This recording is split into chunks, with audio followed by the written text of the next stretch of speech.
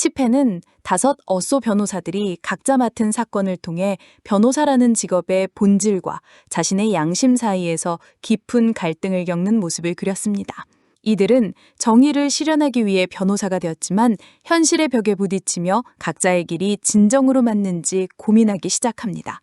창원은 학폭 가해자의 변호를 맡게 되며 도덕적 딜레마에 빠집니다. 하지만 그는 사건의 진짜 피해자, 문찬영을 위해 최선을 다해 변호하죠. 가해자에게 위협받다가 우발적으로 상해를 입힌 문찬영은 살인미수라는 엄청난 죄명에 놓였지만 창원의 끈질긴 노력과 검사의 따뜻한 배려 덕분에 집행유예로 풀려나게 됩니다. 이 이례적인 결과는 창원에게 큰 깨달음을 안겨줍니다. 그는 변호사의 틀에 갇히지 않고 진정한 정의를 구현할 수 있는 검사라는 직업에 더 큰 매력을 느끼기 시작하며 앞으로 나아가야 할 새로운 방향을 제시합니다. 한편 주형의 사건은 변호사의 현실을 가장 극명하게 보여주었습니다. 그는 직장 내 괴롭힘으로 극단적인 선택을 한 망자의 사건에서 피고인 회사 측을 변호합니다. 그는 망자가 입사 전부터 우울증 기록이 있었다는 정보를 이용해 회사의 책임을 교묘하게 회피하고 승소를 이끌어냅니다. 하지만 승리에도 불구하고 그의 마음은 무겁기만 하죠. 경민은 그런 주영의 불편한 기색을 알아차리고 그에게 위로의 말을 건넵니다. 주영은 이 사건을 통해 정의로운 변호사가 되는 것이 얼마나 어려운 일인지 깨닫게 됩니다. 희지 또한 상속 사건을 맡으며 비슷한 고민에 빠집니다. 그녀는 현우를 돕기 위해 한정상속이라는 방법을 찾아내지만 이 과정에서 동료, 정윤과 가치관의 충돌을 겪게 됩니다. 자신의 방식이 최선이라고 믿었던 그녀는 이번 사건을 통해 자신의 일이 항상 옳은 것만은 아님을 깨닫고 혼란을 느낍니다. 힘든 사건을 맡은 희지와 주영은 서로를 위로하며 동병상련의 감정을 나눕니다. 문정은 육아휴직 문제로 갈등을 겪습니다. 육아휴직을 앞두고 있는 상황에서 경민이 문정을 대신할 사람의 면접을 미리 보려 한다는 사실을 알게 되자 발끈하죠. 이는 출산과 육아로 인해 경력이 단절될까 불안해하는 워킹맘들의 현실적인 고민을 보여줍니다. 상기는 변호사라는 직업 외에 교수가 되는 것에 관심을 두기 시작합니다. 변호사 일의 회의를 느끼고 또 다른 꿈을 꾸는 그의 모습은 변호사라는 화려한 직업 뒤에 숨겨진 현실적인 고민을 드러냅니다. 10회는 이처럼 5 변호사 모두가 자신의 일이 적성에 맞는지 그리고 진정한 정의를 구현할 수 있는 길이 무엇인지 깊이 고민하는 모습을 보여주었습니다.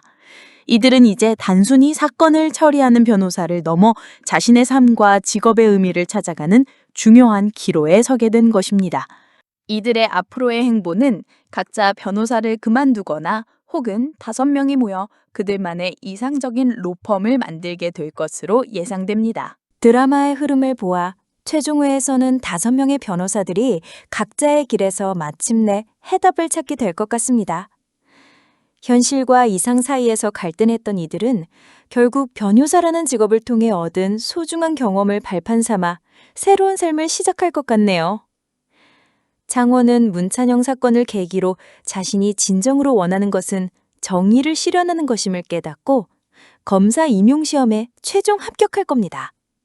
그는 정의의 칼을 든 검사가 되어 변호사 시절의 경험을 살려 약자들의 목소리에 귀 기울이는 훌륭한 검사를 성장할 것 같습니다. 주영은 망사의 사건을 겪으며 불편한 승리 대신 진정한 의미의 승리를 찾아야 한다고 다짐할 겁니다. 그는 로펌의 서직서를 제출하고 봉사활동을 통해 알게 된 작은 사회적 기업의 법률 고문을 맡아 돈보다 사람을 위한 변호사의 사람을 사게 될 것 같네요. 희지는 상속사건 이후 정인과의 갈등을 통해 자신의 가치관을 재정립할 겁니다. 변호사라는 틀을 벗어나 새로운 길을 모색하던 그녀는 로스쿨에서 학생들을 가르치는 교수가 되어 후배들에게 정의로운 법조인의 길을 안내하는 멘토가 될 것 같습니다. 문정은 육아휴직 문제로 고민했지만 결국 일과 육아를 병행하는 자신만의 길을 선택할 겁니다. 육아휴직 후 복직한 그녀는 로펌의 육아 친화적인 제도를 제안하고 관철하며 후배 워킹맘들에게 희망을 주는 선배로 인정받게 될 것 같네요. 상기는 결국 교수의 꿈을 이루어 변호사 생활을 마무리하고 로스쿨 교수가 되어 변호사 시절의 경험을 바탕으로 현실적인 조언을 아끼지 않는 명교수로 이름을 알릴 겁니다. 5년 뒤 우연히 한 재판에서 검사가 된 창원과 주형, 그리고 희진은 교수로, 문정은 로펌의 새로운 제도를 만든 선배로, 상기는 명교수로 모두 한자리에 모일 겁니다. 이들은 서로의 달라진 모습에 놀라지만 이내 따뜻한 미소를 지을 것 같습니다. 비록 모두 다른 길을 걷게 되었지만 이들은 각자의 자리에서 자신만의 이상을 실현하는 삶을 살고 있을 겁니다. 그들의 이야기는 변호사라는 틀을 벗어났을 때 비로소 진정한 자신을 찾을 수 있었다는 깨달음을 전하며 막을 내릴 것 같네요.